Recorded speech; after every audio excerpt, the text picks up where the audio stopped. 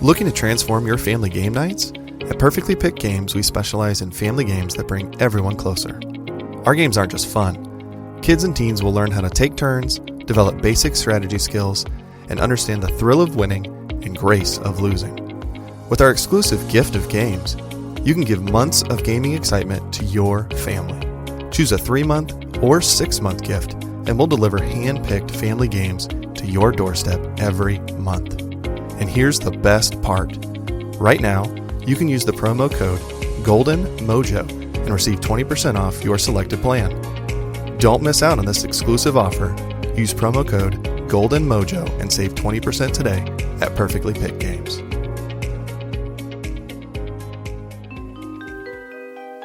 Hello, all you paranormal freaks. It's the last Saturday of the month, and you know what that means. The veil is at its thinnest. So if you're brave enough, all of you hitchers and drifters, load up for a ride with Golden J and Logan as they traverse to the other side.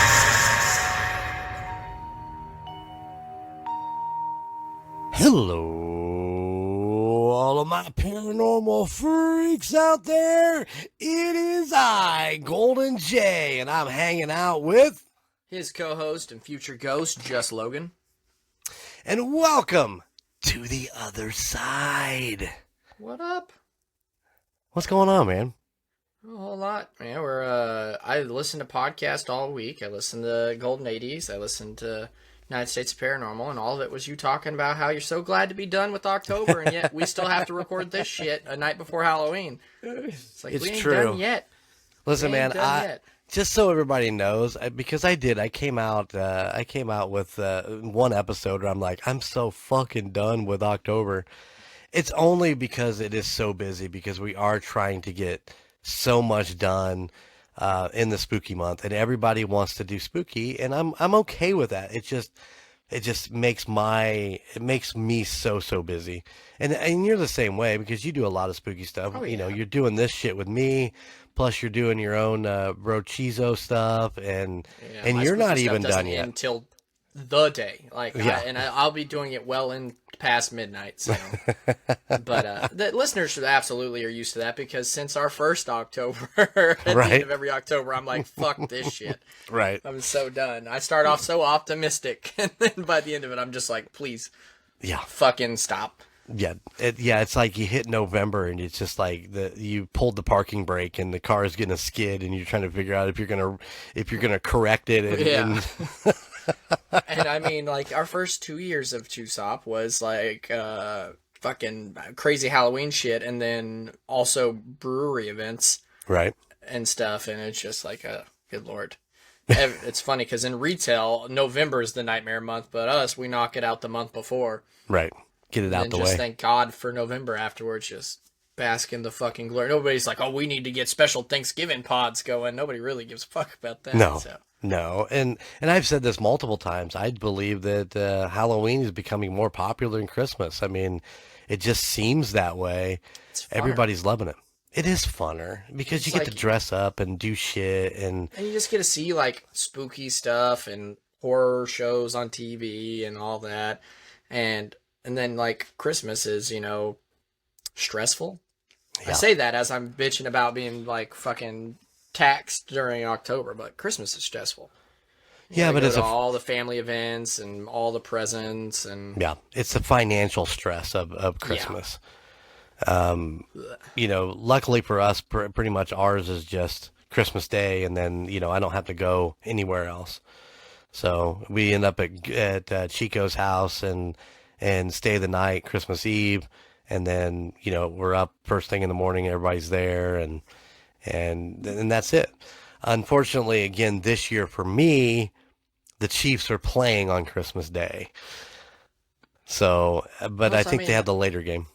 It's Chico's house, so it's like it's going to be on the TV anyways. The funny thing was last year is it was like a 1:00 game or something like that, and everybody was there relatively early. But in our Christmases, and you've been a part of those, we do the circle. You just wrap it. You go from youngest to oldest, and they open a gift, and it makes for a long morning. And I think we hit about noon, and the rocker chick's like, okay, free for all, everybody just open your shit because the fucking game's getting ready to start. That's hilarious. I don't think my mom knew what to do. She's like, what the fuck's going on? Like, you gotta move, you gotta keep up. You gotta keep up. Yeah. We gotta sit down and watch this shit. That's right. And especially now, even more so now, you know, me and Chico both have to really, really pay attention with our Chiefs Roundtable podcast because, you know, we want to give as much factual stuff as what happened with the game and what's going on with the team and all that stuff. So yeah, it becomes even more crucial that we're watching every down and everything that's going on. So yeah, there's no kind of skipping out on it. You got Princess all fucking butthurt about the hockey side of that thing. He was like, they're all hockey? Yeah. What's up, Princess? That's right. I heard that today, too, because I was listening to your guys' Golden 80s Dream Warriors episode. I think it turned out pretty good. I was real happy with it. You know, if we could have pulled it off, and we'll work on it again for next year. We'll find a movie where all four of us can get together and a time that works best for everybody. Yeah, I've never been a huge Freddy guy at all. I'm more of a Jason Voorhees guy. So like he picked Freddy Dies or whatever the hell. Freddy's Dead. Freddy's Dead, and that movie was a fucking slog to get through, man. I thought it was a direct-to-VHS movie, how bad the fucking acting was.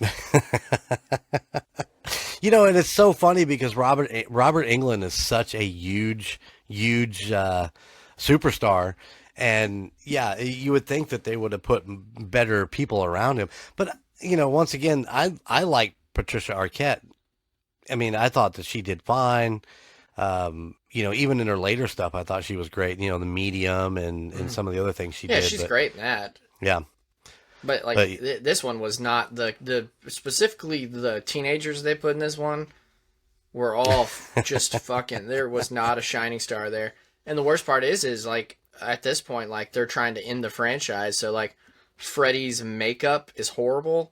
Like you can very clearly see that they pulled something over his head and like kind of filled it in. So there's like perfect circles around his eyes, and you're just like.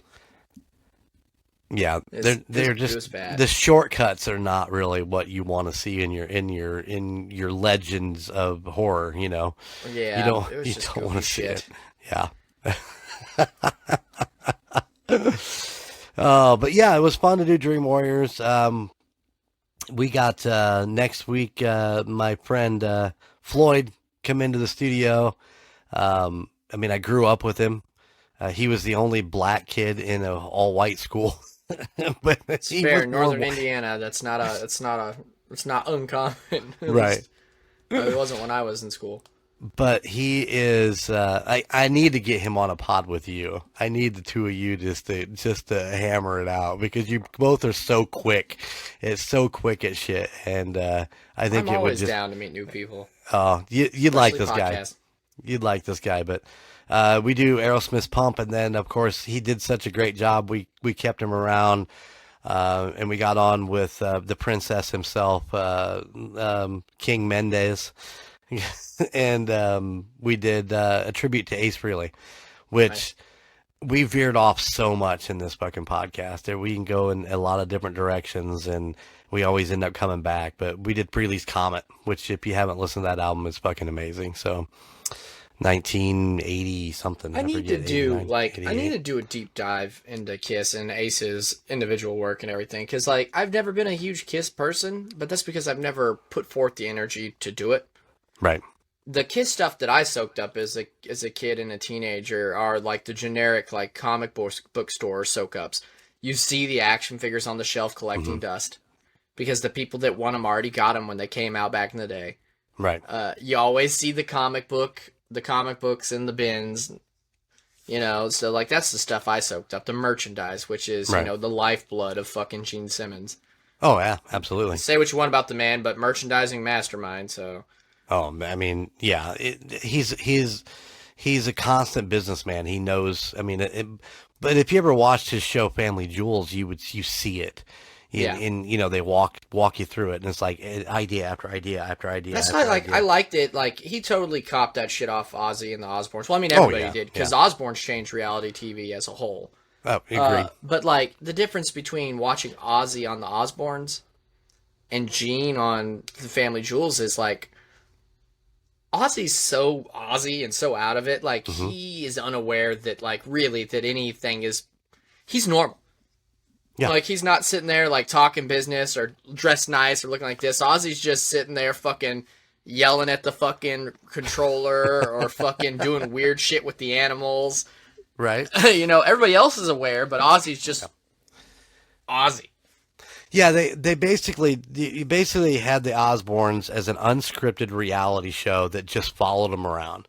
Mm-hmm. And then you get into the Gene Simmons one, and it's like, here's the script. This is what we're going to roll through, and this is what how we're going to present it. Because the man's just merchandise, and he's like, I'm Gene Simmons. It has to be packaged as Gene Simmons. And Ozzy Osbourne was like, Sharon was like, hey, we're doing this. And Ozzy was like, I don't give a fuck. Right. And then the fucking cameraman fucking records Ozzy trying to fucking shut a drawer that is way too full of fucking chocolates for 7 minutes and doesn't offer the man any help.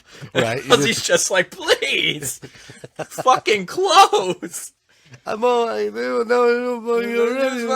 close it. And then he finally gets it closed, and you're like, oh, Ozzy, that bitch ain't gonna open. It's dumping down the back, you know, it's falling out the back of the drawer. I say this to Kayla all the time because it's a double-edged sword. It's like compliment and also like not a compliment. They had so many fucking animals, right? Right. It was gross. Yeah. Like just animals pissing on the couch, pissing on the floor and everything. But at the flip side of that, you never saw fucking Ozzy or any of the fucking Osbournes be like, hey, fucking... go over here and clean this shit up. Right. You see Ozzy bending down with a fucking paper towel, fucking yelling at a dog, scrubbing up piss, and I was just like, this stuff you don't pick up on as a kid, but as an adult, you're like, he has the money that, like, somebody could be paid to follow these dogs around and do this shit. Yep. And he doesn't. And then, but at the same time, you're like, but he's also a full-grown human, and this is fucking gross. And they're throwing out furniture all the fucking time, and you're just like, so it's respect and no, they just even each other out. It's like, Oh yeah. God, many hours watching the Osbournes as it came out every fucking week. I just started watching because I've watched the Osbournes a bunch throughout my life. I just started watching the one that they go back and watch it together as family, as adults. And fucking Ozzy's just elated. He was like, I don't remember any of this. This is fantastic. And meanwhile, both his kids are over there like this. Yeah. Because his kids are... You don't pick up on that as a child watching the show. His kids in that show were fucking horrible. Oh, yeah. Sweet Jesus. Kelly was the worst. Oh, yeah. Kelly was fucking awful. Poor Jack, man. He was like the slouch. He wasn't... Like, she had her music career pop up during that and, like, all this. And Jack was just Jack. Like, she had... In the second season, she has a pretty picture of her at a mic. And Jack's picture is him spitting into a fucking sink. And you're like, the dude already humble looking, and you're going to do him like that. Right. But, like, they're fucking horrible. And they talk about it in the first episode of, like, the watch-along shit. Jack is like, I would never let my kids do any of this. And he was like, and it's insane that he was like, in this first season, he's like, I'm 15. And I am in a bar that is 21 and up with my sister, and they are serving me alcohol, and you guys are recording it and putting it on TV, and he's like, and nobody does or says anything. He's like, the world doesn't work like that now. No. It was like, you guys, this would not be aired, and the studio would have called CPS on you now. And Sharon's like, I've just raised you how my dad raised me. And he was like, and like Jack was like, no, you didn't. And Ozzy was like, yeah. She was like, her dad was a producer for all these bands, and she went on tour, and she did this, and she did whatever she wanted to do. And I'll give it this. They were great parents outside of that shit, but they always made sure their kids were safe. Yeah. They always they always like they're always very loving of their kids. When fucking Kelly was freaking the fuck out, Sharon's just sitting there smiling. She's like, she's so dramatic, and it's just like, good for you, because my dad would have put me through 5 fucking walls if I would have acted like that. But it's neat to watch. Yeah, it's interesting to just flip it on and watch the originals. I mean, not even watching the rewatch, but just, flip it on the originals and seeing the two of them, and what a fucking shit show of a life that they have coming up, at that point. And you're just like, you don't realize it when you're originally watching it, but if you're just rewatching the original shows, you're like, somebody needs to shut this shit down, because fucking Jack's about to fucking, just veer off and go over a cliff and be just a fucking nightmare. Mm-hmm. And Kelly is spoiled. I mean, she just came off as a spoiled brat in that whole thing. And of course, once again, you said it perfectly. You didn't realize it when you were watching it. It just was what it was. So yeah, because it was, like I said, it was the first. It was the first thing like it out there. It wasn't normal. It was the first like really reality thing popping up on MTV first and foremost, and it's Ozzy Osbourne. And before that, like, a lot of people knew who Ozzy was because he was famous, Black Sabbath and his own music. But him doing that made him famous in a whole different way, and then made his whole fucking family famous. Because if they ever did that, nobody would have known anything about his fucking kids or cared. Right, exactly. Exactly. And I think that's why you don't know who Amy is. Yeah, because she elected, she knew, like, because Amy, like, unfortunately for her, she lived through, like, some of the worst of it. Right. Because, like, Jack and Kelly dealt with shit, but his early kids, especially Amy, went through, like, the Ozzy's not so endearing shit.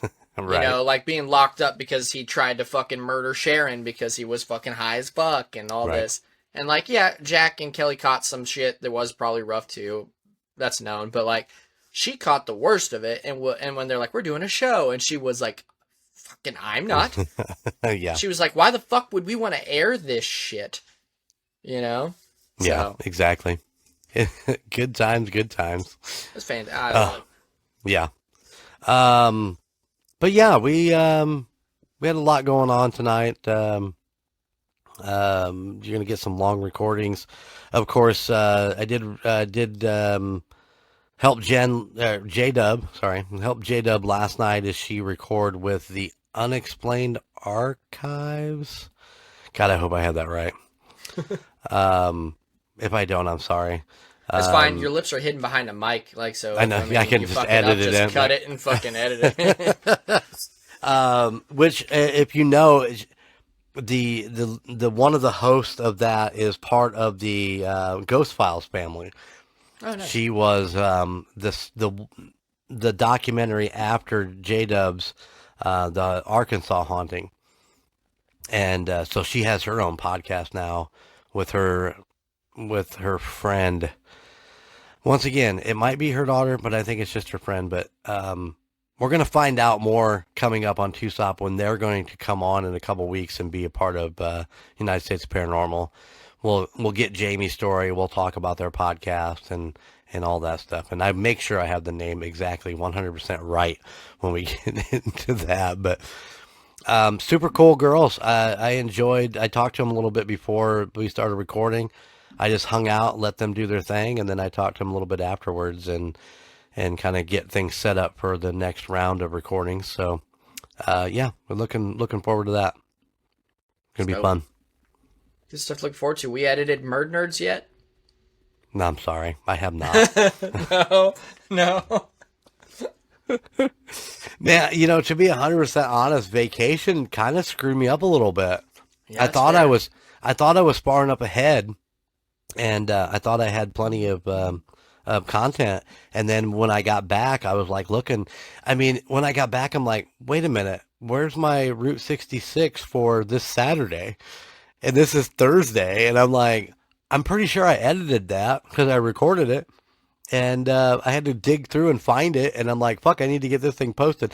And it's just stupid shit like that, trying to get all that stuff done between TUSOP, Indiana Chiefs fans, and Golden 80s, trying to get all that stuff 2 weeks ahead so that I could come be with you guys and enjoy my time. And then when I got back, I'm like, fuck. And so, yeah, that's fair. My house crazy. is still fucked from that vacation. And it's just getting worse. So the big thing for me right now is to figure out, and I put together a case. I call it the podcast on the go case. So it's got audio drivers. It's got the P4 recorder. It's got the T-Mobile home internet. It's got microphones. I mean, everything is now in this fucking road case, so I can just grab it and I can go. The one thing that I can't get in there because it's too small is a laptop, and I need to get my one laptop all set for just editing and recording on the road at all given points, which means I got to have all my intros, my outros, any logos and all that shit needs to be on that computer. And I just have not quite got there yet, but we're working towards it. I need to get a laptop because everything's done on my computer. And it would be nice just to be able to work on stuff at work because I do have a lot of downtime, especially getting towards this season. Right. I just need to break down and get one. They're nice. I have two of them sitting over here, and plus my desktop, which is, my primary, but the laptop goes with me everywhere. Like Jen was recording. I was working on Route 66 stuff last night while she was sitting there doing that. So, it's nice to be able to have it right in front of you. Good times. Fucking loud ass fucking chair, man. I swear to God. Anything else exciting going on? Not really, other than Princess Mendez can go fuck themselves for shitting on Garfield like they did. I don't know how you can even shit on Garfield, because Garfield's a part of everybody's lives. If you didn't read the fucking comic strip in the newspaper, you read the fucking comic book collection at a book at the school. Right. School absolutely showed you the Christmas special. And albeit you guys watched one of the weaker specials, because the Christmas special when Grandma Arbuckle dies, fucking, that's really rough. Yeah, it's fucking rough, because Garfield loves her, and she dies, and they go through that, and you're just like, goddamn. Leave fucking Garfield alone. Fucking somebody needs to fucking hug fucking Princess. I know, right? Just a fucking squeeze, man. He spends too much in the horror movie world. He doesn't get that the whole lovable Garfield. Movie, but Garfield's good. It's good stuff. It's Garfield. It's pirates. It's fucking Halloween. Right. Simmer the fuck down. It was fun. It was fun, but I mean, it's like when I watched it, I'm like, I hope this is the one that fucking Frankie Vegas wants me to watch, and because he had sent me a name of one, but I couldn't find that name. It was that Halloween Adventure. I forget what he sent me, but I was like, I hope I'm watching the right one. It's a good thing it's only 24 minutes long, so if I fuck up and miss it and get the wrong one, I can go back and watch a different one. But it was fun. The storyline of that particular one was just a little bit sketchy. It's like, come on, is he really gonna fucking jump in a boat? And it's a fucking cartoon cat. I know. Suspend the fucking your beliefs and just fucking abide by it. Be like, listen, you're not gonna watch Wacky Races and you'll be like, I don't know if a caveman's car really would spin out like that on a patch of fucking oil. Just fucking watch the cartoon and be like, yeah, that's fucking good shit. There you go. Enjoy it. I don't know if Fred Flintstone would travel into the future via the Jetsons' fucking future time machine and everything. We did that one. How do you do that? The Golden 80s did that one. The Flintstones meet the Jetsons. I know. It's a solid fucking movie. They're solid fucking cartoons. They are what they are. That was a really long cartoon movie. It was. It really was. It was like, is this thing going to end? The only thing I compare it to is there is the Flintstones movie where Fred Flintstone becomes a secret agent. Like 007, because he replaces a guy that looked just like him, and it is equally as long, but also I have seen that. That's seen that good one. Yeah, I have seen that one. Because then he trying to learn how to use all the spy shit or something. Yeah, he is. Yeah. I think his name was the secret agent's name was Rock Flag or something like that. It's good stuff. Hanna-Barbera makes good shows. Listen, the way that they incorporate Flintstones shit, let's just say the dishwasher, or the shower with the elephant, it's just brilliant to think. this is a modern thing. We have a dishwasher, but this is fucking caveman time. They didn't have anything in electric or mechanical or anything like that, but they incorporate this to make it. I don't know. It's just it was fantastic. Always fun to watch. Yeah. Well, it was always the fun to live watch. action that they did with John Goodman is still to this day. I love watching that movie. Like where he pulls that pig out from. He's like, oh, the fucking garbage disposal's fucked up, and he fucking pulls back the curtain under the sink, and there's a fucking pig under there. Right. And he was like, come here, and the pig's like, no, and then he fucking reaching down the pig's throat and pulls out a fucking spoon and fucking then closes it back. Fantastic. Well, Rick Moranis did that. He was Barney, and Rosie right? O'Donnell was fucking Betty, which, you know what? I will say this. That is the most attractive role that fucking Rosie O'Donnell ever did in her life. Right. But they did my girl Betty a disservice by casting Rosie O'Donnell to be fucking Betty. Because Betty in the cartoon was hot. Yeah. Because you're like, oh, there's Velma, but Betty. And then all of a sudden you're like, Rosie O'Donnell is Betty. And you're like, you look good, Rosie O'Donnell, but... not good enough. Yeah, like, we could have found somebody that looked more like Betty. But she did a good job. I'll give her that. Right. No, she did. Yeah. As far as the acting wise goes and all that stuff, I mean, John Goodman's just an amazing actor altogether. And I mean, I don't know that broke the box office or anything, but it was fun to watch. It did great in the box office, but the thing is like John Goodman like owed Steven Spielberg a thing. Uh-huh. And after that, he was like, I fucking debt paid, bitch. Because they're like, the studio wants to make another. And he was like, ain't happening.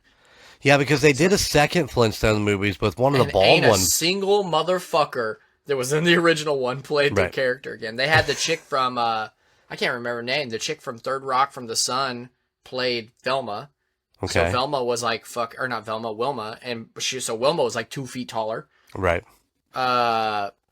I can't even remember who they had played Fred. I mean, they changed everybody. Right. I know that the bald one of the Baldwin brothers was Barney. Barney. Yeah, it was fucking... I've never even seen that movie because even as a kid, I looked at the case and I was like, no. No dice. Because I think that one was like Viva Rock Vegas, and that was like a prequel movie or some shit. I don't fucking... I couldn't tell you anything. All I know is they did it. They killed it with the first one. Merchandising and advertising was fantastic because you go to your McDonald's and they were like doing McDonald's as fucking Rock Donald's, and you get your cups and all that shit. It was fantastic. I don't know how we got here. We're just there's a rope and we just keep following it. I'm not sure the fuck it's going, but because I was gonna go right into what do you think of McDonald's new toys? I was in McDonald's line the other day looking. I'm like, oh, I could get one of those fucking. Maybe that was Burger King. I can't remember which one it was, but it had the fucking pails for Halloween. Oh, that's where McDonald's. You could buy one. Yeah, McDonald's does it every year. My kids got some. They've been doing it since I was a kid. But they don't come in the Happy Meals. You have to buy them separate, right? No, it's a Happy Meal. If you just order a Happy Meal, your kids don't get a fucking toy. They just get a fucking bucket. They get a bucket. And it has some stickers that they can stick on it. Yeah, fair. My kids got theirs. My kids had Wendy's today just because they wanted... Wendy's has been doing their Frosty Frights every year now, where it's these little tiny Frosty figures, and they look like monsters and stuff. So they had that tonight. And then they got their Dunkin' Donuts. It does Halloween buckets now, too. I hit all the stops throughout October. Yeah, because ain't Wendy's pushing some sort of fucking black burger or something like that? They were, they were doing their Wednesday Addams stuff and everything. So they're doing all that crazy shit. Oh yeah, gotta love the merchandising. It's exciting to see it come back because it has gone away for so long, and at least they're trying to bring something back. And I miss the actual toys. I mean, the cool toys. Now they just put some toys, weird fucking panda bear with an umbrella. Yeah, all the good toys died off forever ago, which is unfortunate.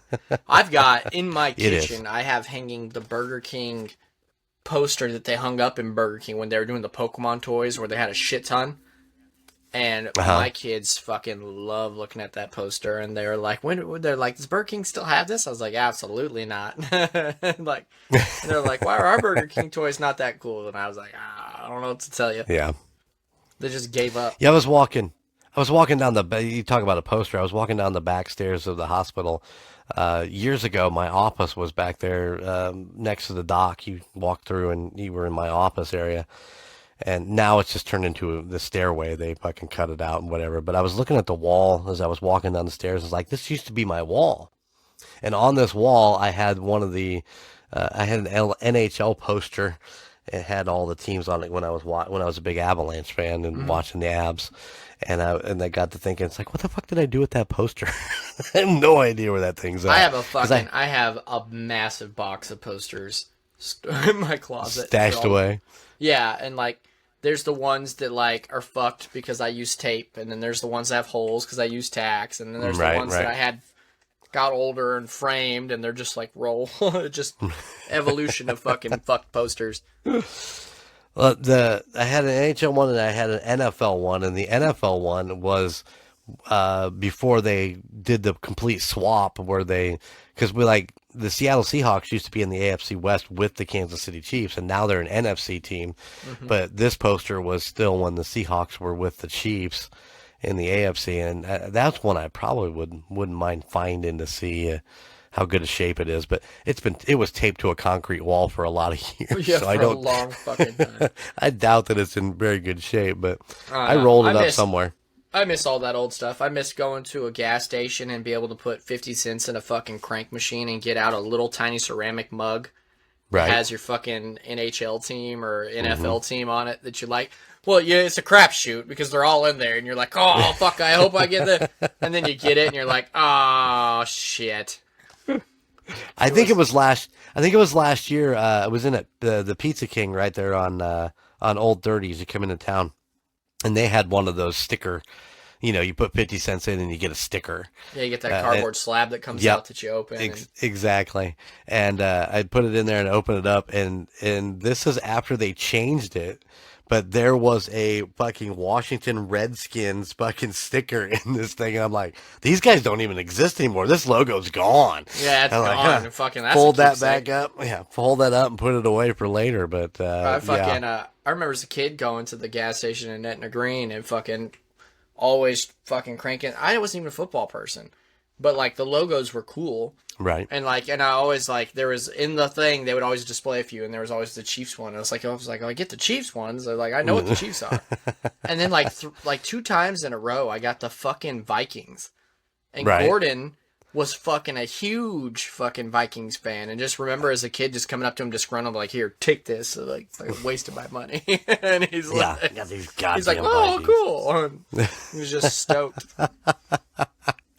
Yeah, what was the other one? There was their little lockers that had those little players. I think hold on. Let me see if I can grab one here real quick.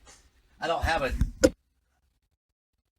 my Chiefs one. I got a fucking Raiders one right here with me, but these little guys you can you could pick up in those little balls or whatever, but I got a whole stack of these guys up here too that just randomly stick your 50 cents in and get these guys out. So. Yeah, I had a fucking tattoo I got out of the vending machine at the Warsaw Kmart when I was a kid that I kept for the longest time, and it's probably here somewhere too.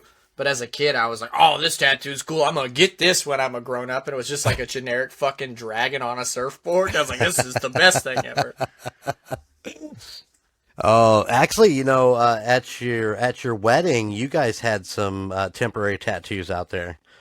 Of some sort. But the rocker chick did the 3 moons, the ones that you had out there, the 3 moons in the different phases.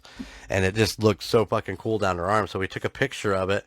And then Monty J has been looking into the phases of the moon for all 3 of the kids and what phase the moon is when they were born, and we're going to get that done. She's going to tattoo that on us. So Kitty's got a necklace that I got her for our first anniversary when we were together that I got that was the phase of the moon that when we started dating.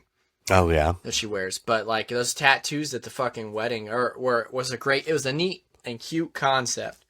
Until we go to take pictures and my oldest daughter walks up to me with a black widow the size of a fucking softball on her fucking shoulder.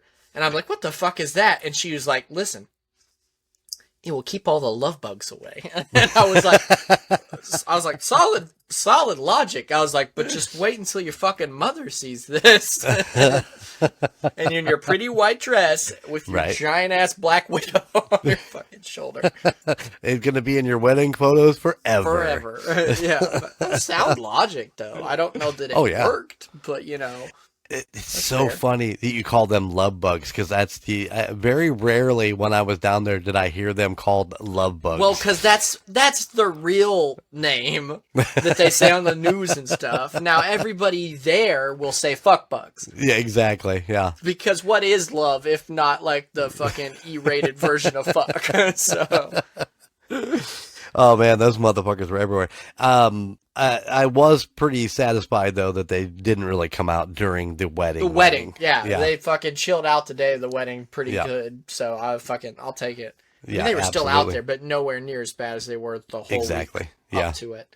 The few days that I was there, I'm like swatting them out of my face. Fuck and bug shit. season, dog. You just live through it so much to where like they become nothing to you. You just walk through them and you're just like done. Yeah. Yeah, you're just like, it's fine. They're fucking annoying. You don't want to squish them because they smell horrible when you squish them. Fucking other animals don't even eat them because they're so nasty. And they're just flying around whilst fucking. Oh, yeah. Like I said, we had people from all over the United States come here, and they're like, why does this bug have 2 heads? And I was like, because that's 2 bugs. Why do you think we call them fuck bugs? And they're fucking. As long as they didn't get in the gumbo, all life was good. Well, the crazy thing about them is too, like, there's never a season where you're just out there and you're just like, hey, look, there's a fuck bug, just like by itself. Right. When they show up, when you start seeing them, it's just like they're fucking, and you're like, where's the normal season for these things where they're just like a bug by themselves? Because I ain't never fucking seen it. Yeah, when they come out, they're already fucking. Yeah. Just all I'm saying. They go away. I mean, that's it. Well, man, are you ready to get into this Camptober review? Absolutely am. I'm all written up. You know, we're going to keep going the fancy route here because at least I know Frankie enjoyed it because he tried to make me do more fucking work. Oh, shit. I was going to mention that to him. I need to talk to him about that. I'm going to score a meeting with him hopefully this weekend where we can sit down and figure out the trek of where Golden 80s is going and what we're doing, and a couple other small projects we're kind of working on. But yeah, you know, you and I talked about the Nifty 50. Yeah. And I think that's the route I'm going to take after Route 66 is over. And so I may call on you to do a couple of those with me because I think it'd be fun. I'm always down to do it. It put Frankie to work too, because that bitch is out there trying to give me more work. So I know, right? Put his ass to work. But yeah, I think once Route 66 is over, we're working on a couple other things too, but definitely want to get into the Nifty 50 because I think that we could go a long way with that. And I've got a lot of paperwork that I printed off that has different ones. You know, it's just picking because every list is a little bit different. They're not always. There's a few states that are. You know, this is what is there, no matter what. But yeah, we'll get into it. Hopefully. That's fair. Yeah, just depends on how busy I want to be, right? Yeah. That's the fun part of it is having a creative mind. You're like, we can do this, this, and this, and then when you get into it, you're like, why did I do this, and this? Because I love it so much. It's the same. I've got, after I'm done with October, I'm doing more stuff with my stream and everything, and I'm gonna fucking regret it. But you know, it's the ever evolving creative fucking lens. You do something and you're like, I could also do this. Yeah. Or maybe I should do it like this. Well, you have a plan. You have your A to Z, and then you gotta somewhere in the middle of getting that done, you're like, what's next?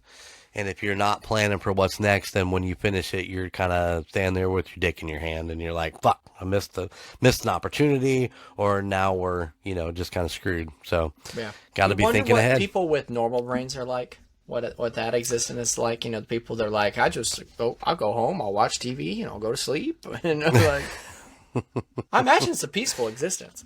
It probably, but it's very boring. That's fair. Yeah. But still. They're very bored. We both did it for a while, though. We both fucking cranked off for a good second there, and I can't even remember what it was like now, honestly. Yeah, well, I'm trying to think about how I felt those few years from where I left fucking Indiana and I got to like where I am now, and I'm like, I don't remember what I was doing. And I think that says all it needs to say about what I was doing. So I know you talked about it in episode 52 about, blowing the dust off of the studio, but and basically the control room was what you kind of blew the dust off, but we hadn't used that since we had stopped doing some recording with Crankshaft or it would have been Crankshaft, but it never was not some sort of creative thing. We had a band, I did with the boys, and so that was going on. We just didn't have anything to record, so that's why that room kind of got shut down. And then when all that kind of folded up, I was in here working on sync licensing, trying to make a head into that, but that's a whole new monster that I was, that I was trying to put together. And then when the podcasting started, all the music pretty much got shut down. I miss making music, especially when we talk about all these great 80s bands over and over again. I forget how much I miss making music, but I just haven't had the time to sit down and set everything back up so I could do some writing and recording. Yeah, I mean, that's a time consuming critter. It is. Like, it's just like, because it's about getting the everybody in there. Then you got to break down individual tracks. You have to write stuff. I mean that's a whole nother creature all on its own. Yep. All right, man. Sorry, I veered us off again. You're good. Alrighty, folks. Here we go. You hear that? The low rumble? Yeah, that's me and Golden Jay pulling up over on this lonely stretch of blacktop they forgot to name on the map. Go on, hop in. Don't mind the empty backseat. It's been waiting for you. Now, before we hit the gas, fair warning. It's a long road ahead. The kind that's lit only by your own headlights, where the fog starts to look like it's moving against the wind, and you start seeing shapes in the mist. Well, you're not alone. Tonight, we're cruising through the ghost stories that have been haunting the United States of Paranormal these past few weeks. Camptober nights, cursed highways, haunted caverns, and the lonesome cryptid I still can't stop thinking about. So buckle up, keep your eyes in the mirrors, and maybe don't look too long on what's standing on the shoulder. I'm Just Logan with Golden Jay, and you just hitched a ride to the other side. You like that? You like good. that? Good. All right, so we started off with episode 227, Camptober, the Braley Pond Campground. Let's start where the water. Wait, hold on. What I missed? We didn't talk about the Holy Ghost Campground. Episode 225. Did I fucking skip an episode? You skipped J-Dub's episode. I listened to it. Did I skip it on the roundup? And no shot. Did I really? You might have. Listen, folks. I only do this all the time. Let's see here. Motherfuck. You know what got me? Fucking dragged the other ass side investigation? with the other side. I always use the other side as a barometer on the thing where I'm like, okay, Right. there's the other side, so everything after it. So yeah, fantastic. Right. Fuck me. I'm sorry, JJ. J-Dub. Listen, man. J-Dub did Holy Ghost Campground, and she did an amazing job with it. There is a lot of good stuff in that episode. I feel so bad. And it's not even her fault. It's literally our fault because we pushed the other side off. So It fucking went past her Camptober thing. Yep. Son of a bitch. Yep. I'm trying to. My brain is trying to recap what she talked about in the Holy Ghost. To be honest, but I fucking listened to so much podcasting this week. I couldn't fucking tell you if you put a fucking gun to my head. Oh, it was the first one. So J-Dub was still sober. Oh my God! Oh, I forgot. I can't wait to get into that. United States of Paranormal, the other side, where the ball gets dropped occasionally. It does. It happens. It happens. It's all good. It's all good. Listen, 225. I think the most important thing is that we actually recorded at Jellystone for Camptober, and it just gets better and better as you go along. So, let's go ahead and get into Braley Pond. All right, episode 227, Camptober at Braley Pond Campground. Let's start where the water runs still. Braley Pond Campgrounds in Virginia. Rocker Chick took the reins on this one, digging into the story that sounds like a summer camp ghost tale until you realize it's not just a story. Back in 2003, a young man was brutally murdered there, and since then, campers have reported hearing children laughter, splashing when the water's still, and glowing orbs floating over the pond.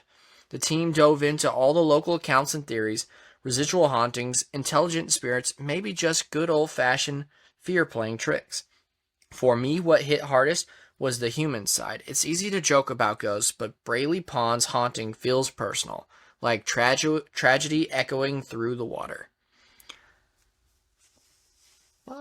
Yeah, that was the one that was.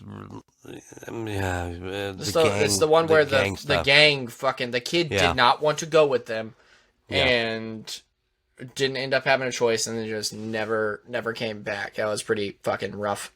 Yeah, that was some fucking that was some regret right there. Homeboy knew he didn't want to be in anymore. He told him he didn't want to be in anymore, and the whole blood in, blood out thing is it's a saying for a fucking reason. Yeah, it's a thing. It's definitely a thing. Yeah, and I think my takeaway from all that is how many others are, were taken out there also. And recently how many other spirits. Houston, we recently just had some water drained, and they found corpse after corpse after fucking corpse. Really? Yeah, and so they're like, we think this is gang related, and like, no shit. It's not like somebody found a decent place to dump a body and just kept doing it. Right. And can you imagine being that person and you're opening the fucking newspaper, or I guess your news app, and you read that they're about to drain it, and you're just like, oops. Like, oh, that's not fantastic.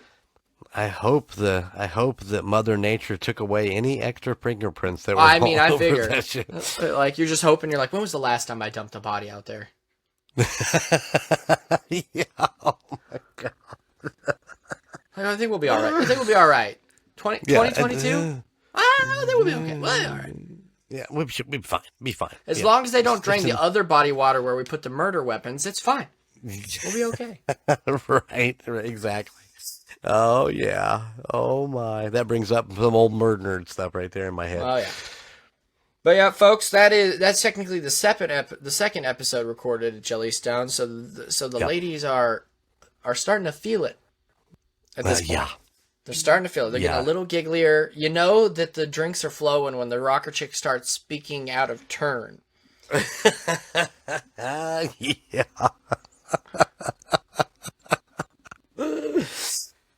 Oh my. Yeah. Listen, we do this experience for you guys. It's fair. Golden Jay puts himself through this for you guys. Yeah, we'll get would I do it Golden again? Jay's fucking suffrage when we get to his episode for Camptober. Would I do it again for you guys? Absolutely, because it was so much fun. I think I laughed my fucking ass off most of the time we were out there recording. Yeah, just besides a couple fucking minor technical difficulties, because you like are J-Dub's taking wet this shit ass. on the go. J-Dub's wet ass. In the middle of my episode, the fucking the pod recorder just fucking died, so I had to go back and fix that. Camera's not recording. Just stupid shit. I mean, it is what it is. But yeah, Right. So Fun next stuff. up, we had episode 228, a haunted trip down 66, Zombie Road, and Times Beach. Next up, we hit the asphalt with Golden Jay for the haunted trip down 66. First stop, Zombie Road in Wildwood, Missouri. I don't know who named the road, but they nailed the vibe. Golden Jay dug into the history, a narrow, winding path lined with stories of ghostly figures, disembodied footsteps, and even phantom cyclists. It's one of those places that's so quiet it gets loud in your head. Then he cruised down to Time Beach, a real ghost town emptied out in the 80s after a toxic contamination forced everyone to leave. No curses, no demons, just science and sorrow. But the result's the same. The entire community frozen in time. The Golden Jay talked about how this kind of desolation can feel haunted even without the supernatural, which is honestly scarier to me than a shadow person. Okay, so listen, Zombie Road is supposedly named after a zombie serial killer, which I think is fucking just cool as shit. I mean, that's not something to hear every day, for sure. No, you don't hear that at all. I don't think I've ever heard that in any of the stuff we've ever done. Now, of course, I covered Zombie Road in, I believe, the Battle for Missouri. I think we did that with, did we do that with Mason, I believe? I think that's what it was.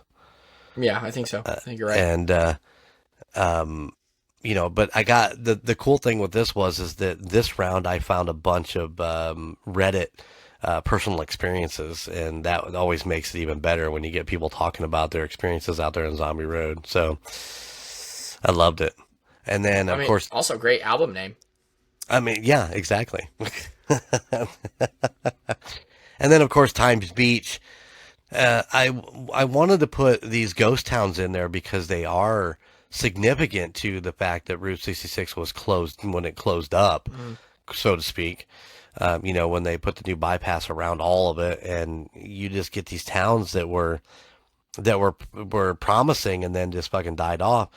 But legitimately, this one died off because somebody was doing dust control and put in some contaminant that fucking started, you know, making people sick and shit. And it's like, nope, we're done. You know, it's like Chernobyl in the middle of fucking. Yeah, it's the fact that they can just crank off a town at any given point and just leave it the fuck there. Right, is wild. Right. And there's a lot of it in the United States. Yeah, it's crazy how you can drive through some of these back roads and just you go into this town and there's just nothing. And you know you're in and out in a blink anyway, but still, you know, you might have that one holdout who's got the fucking rundown shack on the north side of town. You should wonder what some of these are. Are some of these places that are like fucked? Like we've talked about the one that was in the coal mine town that the mine ignited, so they kicked everybody out. Like, is there a perimeter around it? Is there people that are paid to keep people out? I mean, how does that work? Because like. You figure, like, squatter paradise, because people just left everything. Yep. Yeah, and have you seen, there are, like, TikTok videos and YouTube videos of people going into these towns. They're like, we were just wandering around, and then we come across this, and they walk into this fucking town, and there's just, I mean, it's not a small place, but there's huge houses with cars and fucking clothes. The garage. And just like the cars are just flat tires just sitting there. Yeah. Oh yeah. I used to watch a bunch of for a long time I was really into the urban exploration videos, which were people going to all these abandoned places, these mansions that are foreclosed for celebrities that have been sitting there for years, or abandoned theme parks and all this like crazy shit. And people would roll up to these towns where like technically their health is at risk for going to these places. Right. I mean, one of the cooler ones I saw is somebody went to this fucking this aquarium where like they just like it's shut down and they pulled the animals out, but they left stuff like there's just this giant embalmed shark suspended in this fucking tank of embalming fluid, and it's just still sitting there to this day because they're like, we couldn't get rid of it. And you're just like, oh, talk about something that'll make you shit your pants. Right. You walk in a room and just see murky, what looks like water, and this fucking shark carcass is just like there. And you're just like, yeah, that's fucking insane. Listen, you know, you said it though. You said it, squatter paradise, and that I think, and you discussed this on one of the Tejas episodes, that people are way scarier than fucking ghosts. Absolutely. And you know, you go into these towns where or these abandoned buildings or whatever, and people are squatting there, and they don't want you there. Yeah, because they don't want you to know, because you might leave and tell, and then next thing you know, they're kicked out. But one of the scariest cases we did during Tejas, was one that seemed like the realest haunting possible, and then you just find out it's a fucking crazy ex-boyfriend that went on one date living in the fucking wall for a whole fucking year, dressing in dead mommy's clothes. I mean, people are fucking scary. Yeah, absolutely. Absolutely. If you need to be re-solidified and people are scary, go back and watch all the Murd Nerds. Ain't that fucking true? Yeah, that's the truth. Yeah, but I love you're gonna get a few. There's not a ton of these ghost towns, but there's a couple, and of course, you know, some of them don't have spooky. It's just that they're considered ghost towns, and it's an important part of Route 66 to me, anyway. So hopefully you're enjoying. I think it's good to cover them because they are spooky in their own form, and also, like, who's to say there isn't a few ghosts out there? It was a town. Towns have ghosts. It's just. Fucking, name me, I mean, you could start naming off horror movies that are based in these towns that are just completely abandoned. That's for a reason. It's because they're spooky, and they're creepy, and it's just unsettling to roll up on a whole town that's just empty, and you're like, why? What the fuck happened here to where somebody left their Cadillac in their fucking garage? Right. And never looked back. And it's because it was a family fucking thing, and they're like, hey, everybody get in this fucking vehicle, and what about the other vehicle? Well, mom doesn't drive, so... Right. It stays here, I guess, forever. Forever. We'll let Mother Nature have it back. I guess at that point, like, does insurance pay for that? I don't know. You have to leave your fucking whole house, everything in it in your car, and you're not allowed to go back. And you hit up fucking Geico and be like, "Hey, it's me, policyholder. We've been together for 5 years." They're like, "Yeah, that's great." Like, everything. And like, what do you mean everything? Well, you know, the coal mine lit on fire, and then the ground started to smoke. And the government said I can't live there no more and made me get on a bus and leave. Right. So, check, please. And they're like, yes, we will pay you, but please, after this, find another insurer. Yeah. Yeah, you are now being dropped. Yeah. Yeah, we're done. Sad. It's sad, but it's fucking true, man. A lot of these insurance companies, once you make your first claim, either they jack up your prices so high you can't afford it, or they fucking drop you, and I'll never understand it. I mean, because I've been paying you for 10 fucking years, and this is my first claim, and now you wanna you're just done with me. It's wild because, you know, like, especially when a lot of these places were banned, and a lot of them got abandoned in like the 80s and 70s and stuff, and like. Towns like that used to have like a guy that went around selling insurance back then. So, you know, it was just like one insurance company that had like 85% of the fucking houses there. And they're like, Stu, we're fucking bankrupt, Stu. Right. Yeah, fuck us. He's like, yeah, but we did good for 20 years. And be like, yeah. And now we have to give them all of that money back and then some. Yeah. If they do it, they turn around and be like, well, this broke us, so we don't have any money to give you. So you're fucked. We're fucked. Yeah, that's just scary. Over. That's a whole nother spooky part. About that. Make you sick to your stomach. Yeah, welcome to the United States of Paranormal, where we don't just think about the normal spooky, we think about the practical spooky.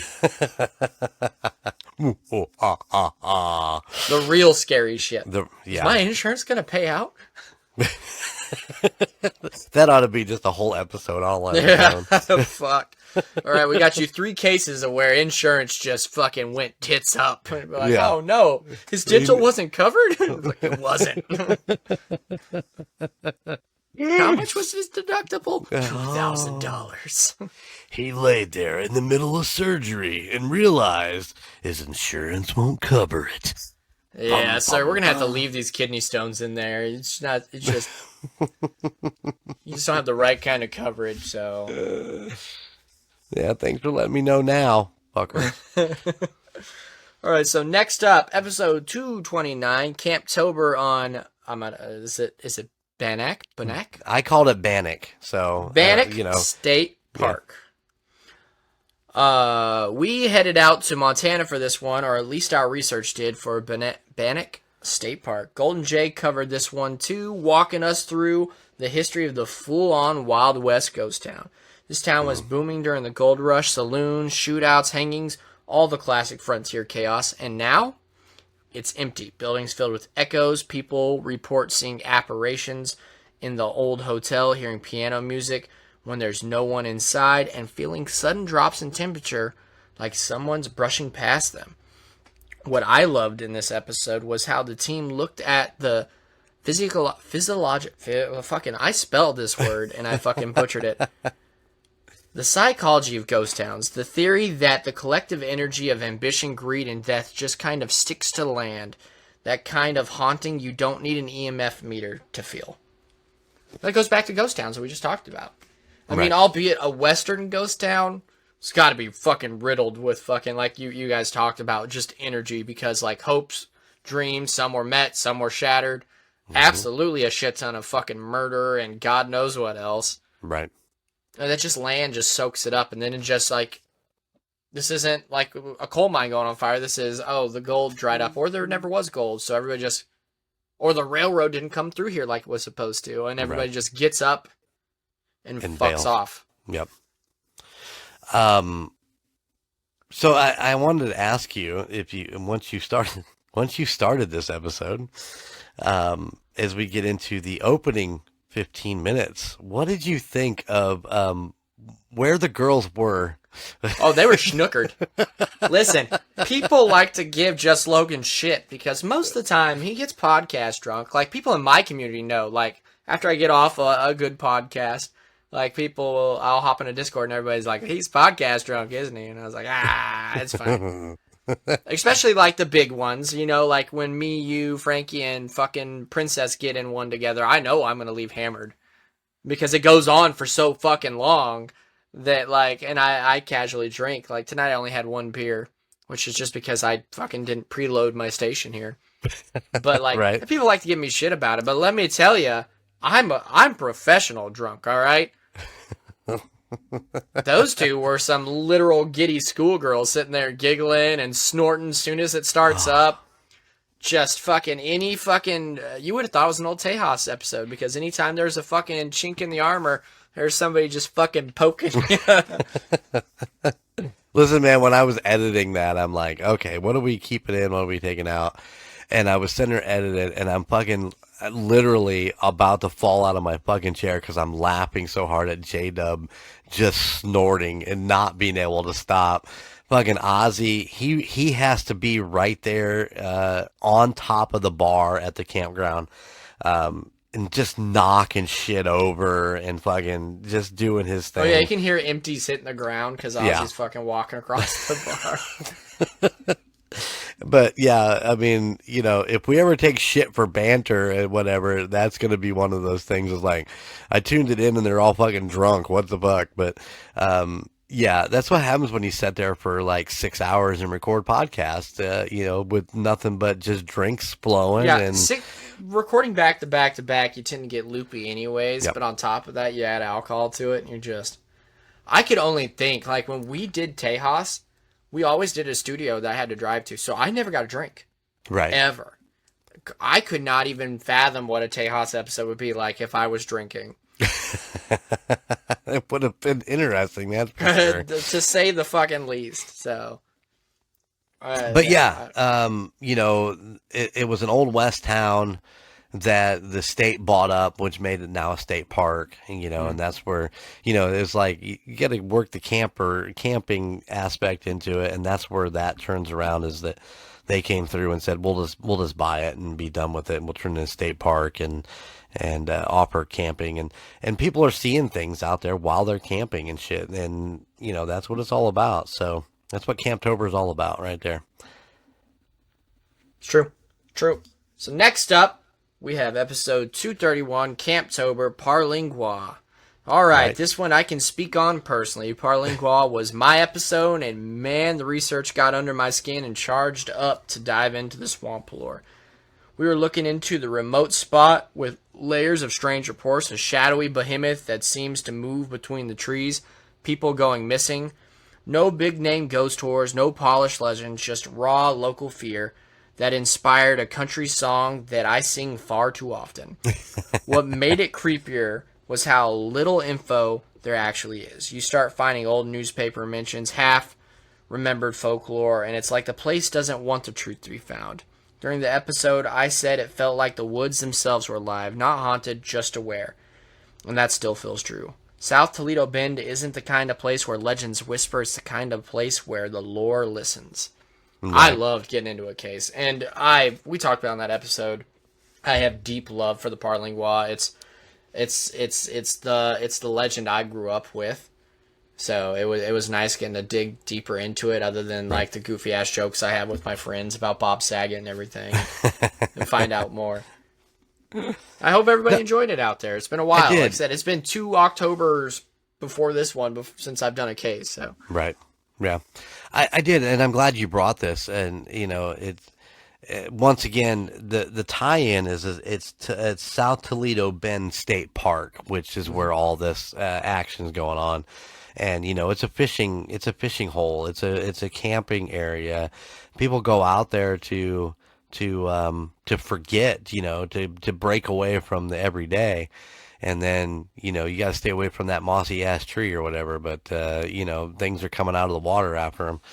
And I was glad you brought it, because I didn't know. I knew of the Parlingua because we had talked about it, and it was something that you brought up early on. But I never researched it and never dived deep into it.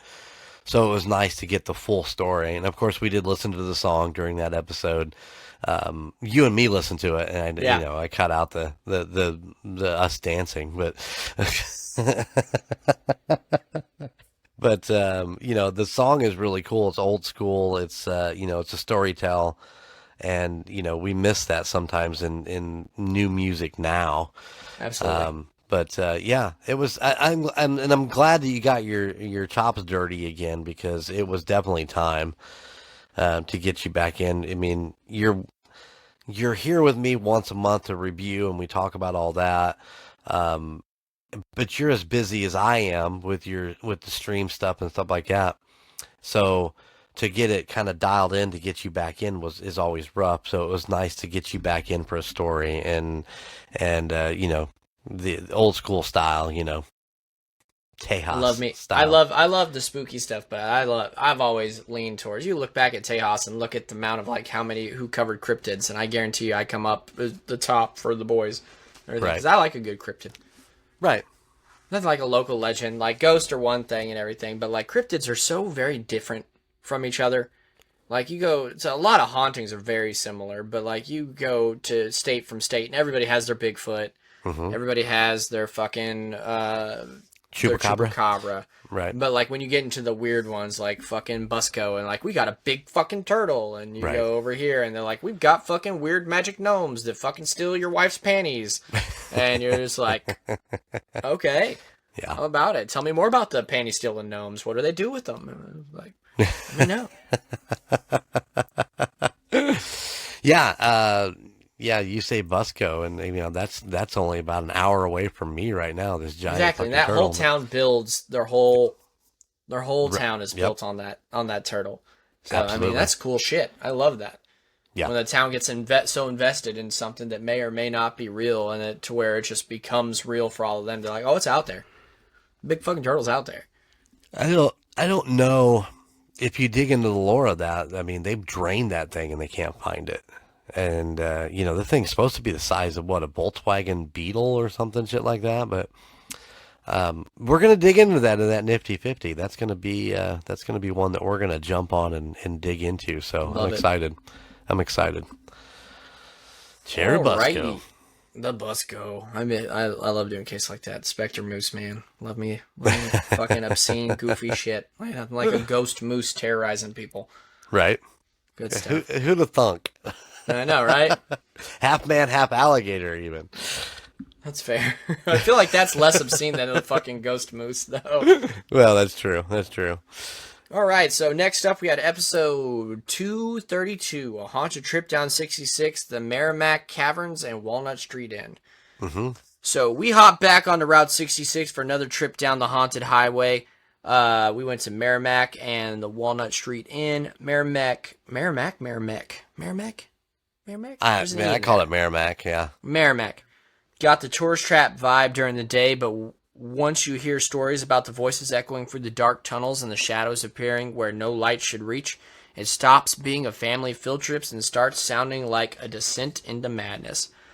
Then Golden Jay headed out to Walton or Walnut Street Inn, a historic bed and breakfast that's been home to countless ghosts, reports footsteps up the stairs, knocks on doors, the works. The best part of this episode for me is how how he tied it all together, showing how even the most civilized places carry layers of history that never quite rest.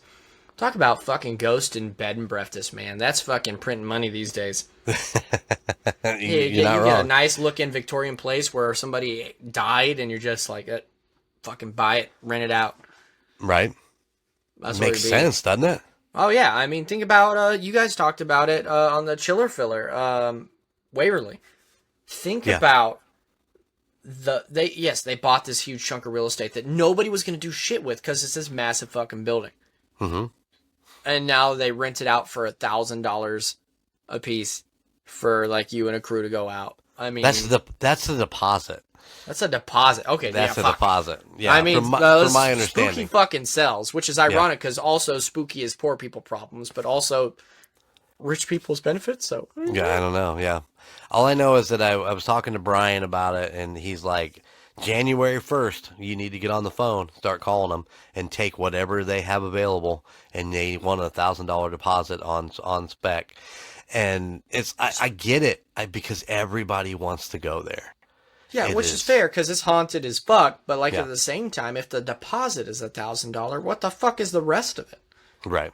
I think they have some walking tours that you can get in a lot cheaper if you set up a time to go down and just do a half hour, 45-minute tour. But the investigation part of it, the late night getting in there and doing some serious investigation is where your deposit comes in. So, which is what I wanted to do with our listeners, but I mean, I don't have that. I'm sorry, guys. It just, I know that's fair.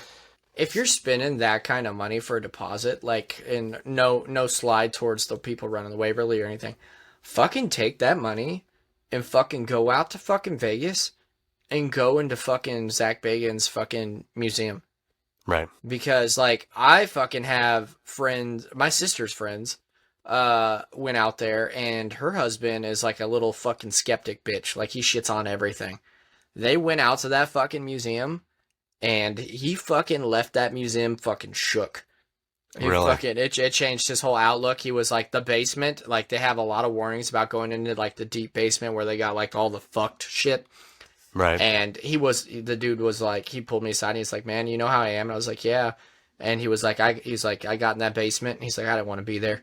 He's like, it felt walking into somewhere completely different. He's like, it was fucking horrible. I swear to God, I saw things over here and this and the vibe. And I was like, that makes sense. Cause this dude has literally just spent his life after he made all that money, just getting the most fucked up things and cramming them into one fucking building. I mean, you got Ed Gein's fucking cauldron that he used to fucking boil flesh in to make human leather. I mean, and throw it in there with fucking Kevorkian's van and fucking all this other fucked shit. Right. And you're just like, why does it feel so horrible? I'm like, I could think about 98 fucking reasons why. Yeah, and now you put all of this energy, whether it be evil or not, into one fucking place. Space. Yep. So just a giant tinderbox of fucking paranormal fuckery, and then fucking people are leaving there all fucking like rattled and shit. I'm like, that makes sense. Yeah. Which, speaking of those fuckers, they released, which blew my mind. They released footage of fucking the investigation they were on when Aaron found out that his wife put a fucking hit on him. Really? They released the footage of him taking the phone call during the thing. He was like, guys, I got to take this phone call. The police are calling me, and they're just recording it the whole time. And of course, Zach is narrating the fucking video. Oh yeah, absolutely. And like, it just fucking absolutely befuddled that they got Homeboy to sign off on releasing that, because that's fucking wild. Huh. I'll have to see if I can find that. That'd be interesting to see. They released it via Entertainment, like Hollywood News. They fucking got the exclusive rights to air it first. Wow. So it was like mainstream. I'm sure they paid some big bucks. Listen, if you had told me fucking 5 years ago that somebody in the Ghost Adventures team's wife fucking paid money to try to get them assassinated, it would not have been Aaron's humble fucking I sell Pokemon cards on eBay having ass. Right. I'd be like, oh, fucking some girl tried to fucking get Zach fucking whacked. Okay. Makes sense. Right. But it's Aaron. Poor goofy Aaron.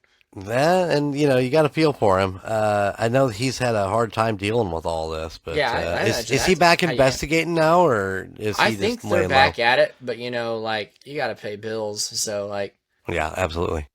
Absolutely. Hey, by the way, in the middle of this Route 66 episode, where I did talk about, I get the right mouse here, I did talk about the haunted Merrimack Caverns and the Walnut Street Inn. I threw in a little Camptober love in the middle of this thing, where I talked about the screaming woods of the Merrimack State Park. yeah. It wasn't very long. It was kind of short because there's not a ton of stuff, but a lot of Native American spirits they said out there. So I just thought I thought that was fun, and it just fell at the right spot. You know what I mean? In October when we were doing Camptober, I'm like, you've got to be fucking kidding me. This is perfect. So yeah, I had to There's make sure nothing I like threw that walking up on a fucking chunk of land. You're like, hey, look at that forest, and like, what's it called? And like, oh, that's the Screaming Forest. in. Yeah. And just being like, neat. I'm gonna go the opposite way. Yeah, I'm not putting my tent in there. Yeah, like I don't know why it's called the Screaming Forest. I don't imagine it's great. It's not called the Hug Forest or the Happy Feeling Forest. It's like the fucking Scream Forest. Are you screaming out of pain, fear? I mean, it's not a lot of good options. Just Logan's ready to go to the happy ending forest. I mean, I'll take absolutely fucking go on down to the hand job cabin. It sounds like a great time, unless it's like a horror story where it's like hand job cabin, but like ain't nobody spitting on a single hand out here. Like it's just dry and like, no. We're done. I'm out of here. We're not done until you finish. I'm not gonna. This is horrible. They I'd rather be in the Screaming Forest.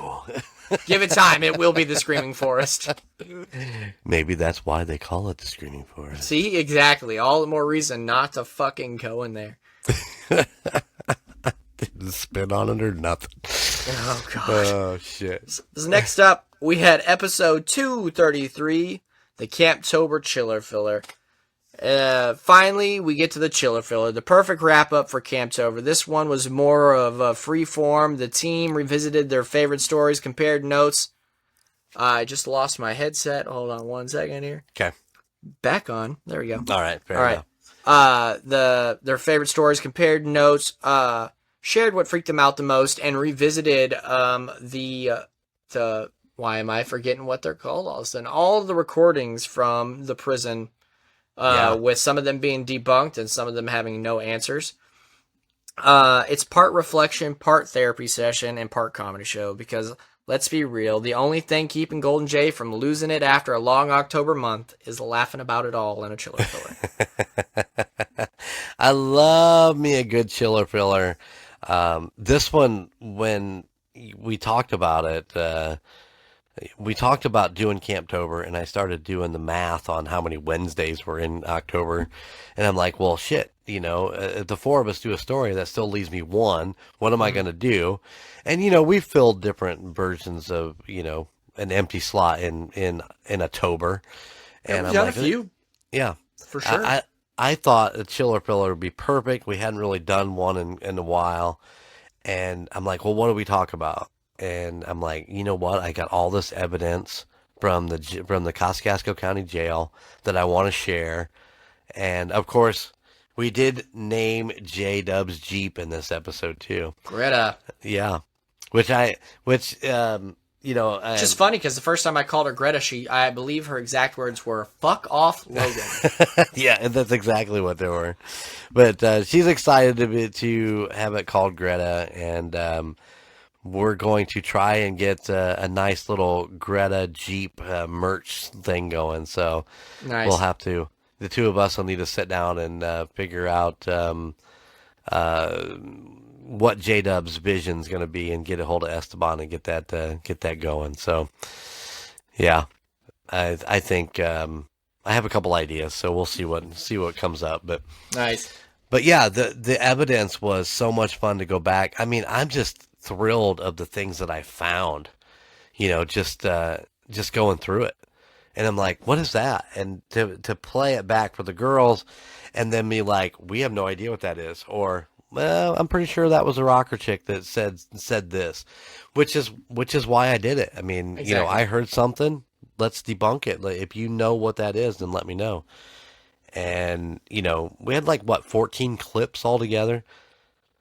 But the best one is that fucking knock on the table. Yeah. At the very end. Direct response. Yeah. Yeah. And literally, Logan, I was leaned on the table, kind of like this, and I felt it in the table. It hit so fucking hard.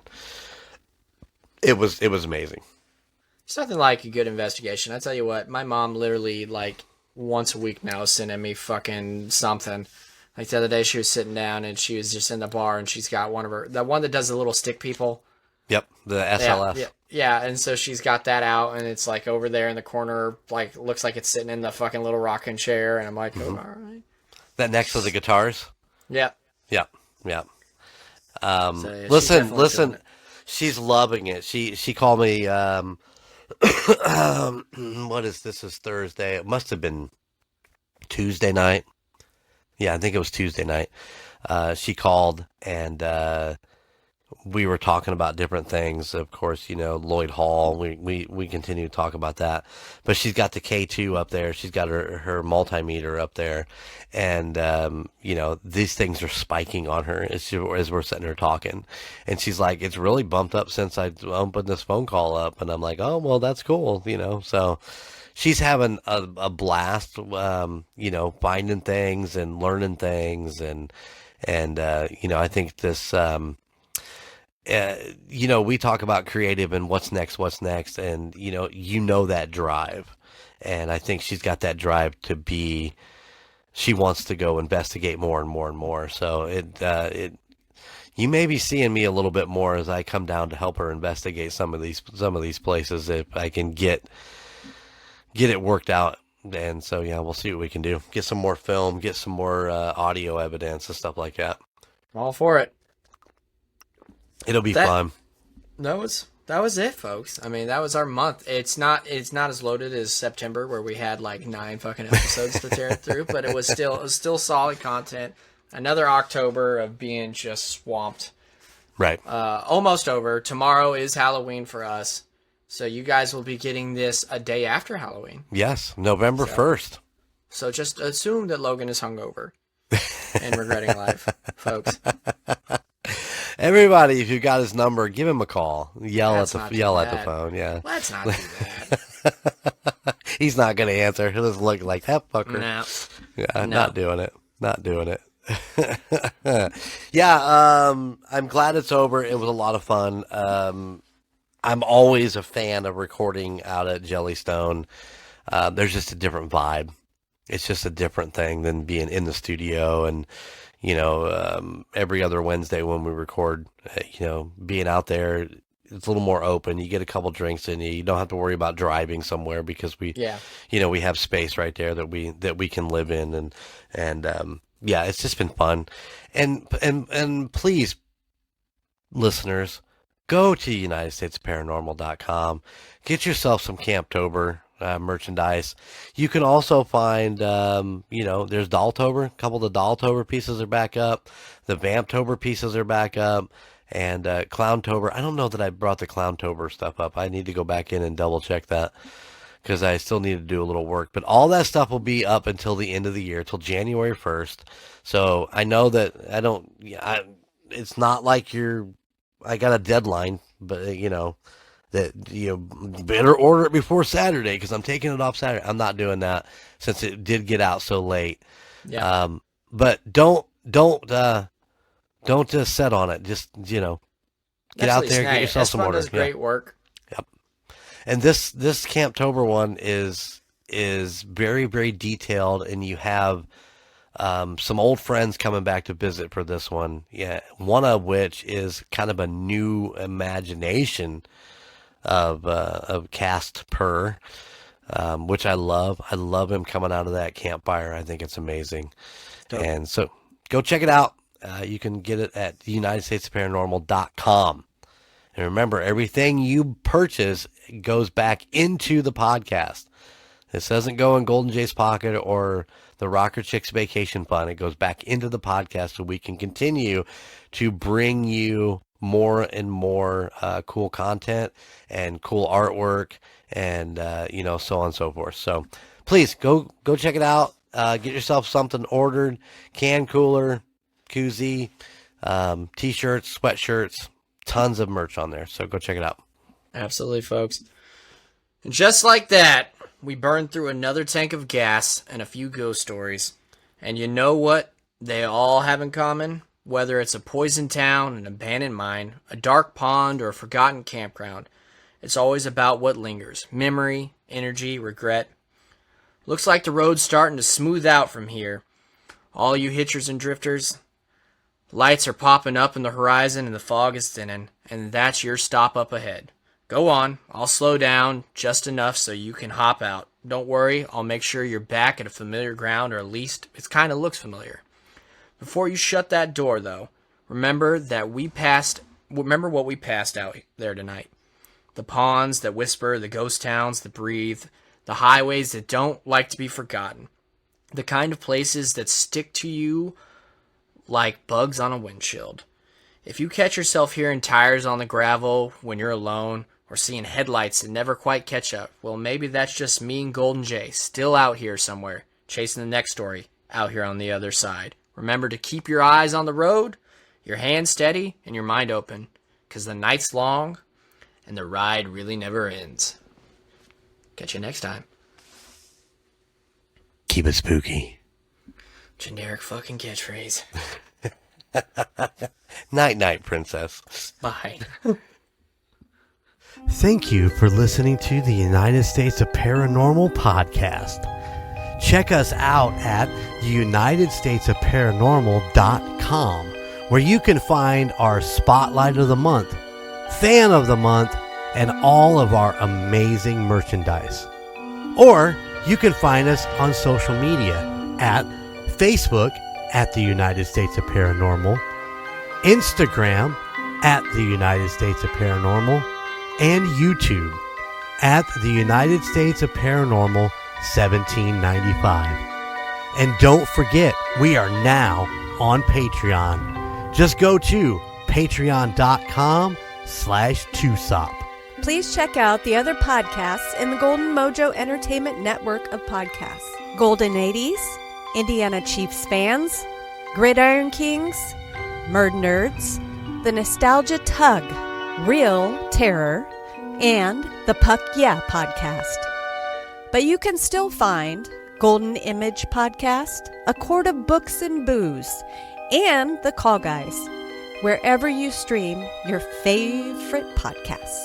And if you have a location or a story that you would like for us to check into, please email us at theunitedstatesofparanormal@gmail.com. Please like, rate, and subscribe wherever you listen. Thank you for all of your support. Bye.